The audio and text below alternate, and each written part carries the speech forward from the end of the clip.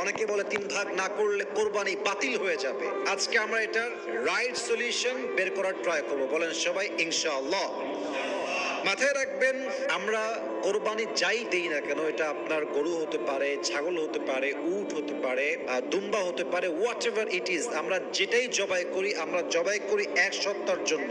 বলেন সবাই তিনি কে? তবে কোরবানির গোস্ত বলেন, রক্ত বলেন, কিছুই আল্লাহর কাছে যায় না, বরং যায় হৃদয়ের তাকওয়া, আল্লাহর ভয়। বলেন সবাই সুবহানাল্লাহ।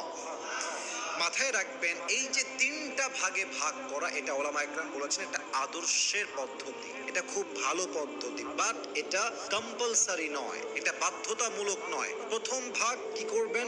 নিজের জন্য, নিজে আপনি খাবেন। এর কারণ নিজে খাওয়া মানে হচ্ছে আল্লাহর শুকরিয়া আদায় করা, এবং আল্লাহর রসুল কোরবানি দেওয়ার পরে গোস্তটা নিজে আগে খেতেন। সুবহানাল্লাহ পড়বেন না তো সবাই?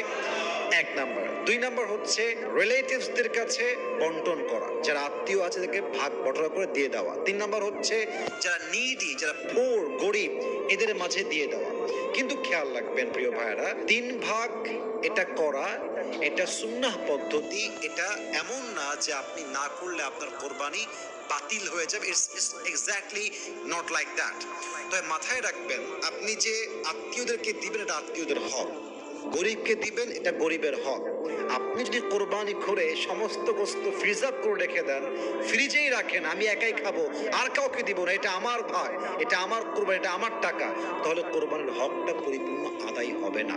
এজন্য সুন্নাহ পদ্ধতি বা আদর্শের পদ্ধতি হচ্ছে 3টা ভাগ করা, নিজের জন্য রাখা, আত্মীয়দেরকে দেওয়া এবং গরিবদেরকে দেওয়া। এই 3টা ভাগ করলে আপনার কোরবানি অবশ্যই সওয়াব বাড়ায় দিবে একজন। বলেন সবাই তিনি কে? অতএব যারা ভাবেন যে 3 ভাগ না করলে কোরবানি বাতিল হয়ে যাবে, 3 ভাগ না করলে আমার সওয়াব পাওয়া যাবে, স্ট্রং আইডিয়া। বরং এটা আদর্শের পদ্ধতি, ইটস নট কম্পালসারি, এটা বাধ্যতামূলক নয়, বরং করাটা হচ্ছে একটা ভালো তরিকার মাঝে পড়ে, সুন্নাহ তরিকার মাঝে পড়ে। আল্লাহ আমাদের সবাইকে বোঝার তৌফিক দান করুন। বলেন সবাই আমিন। কোরবান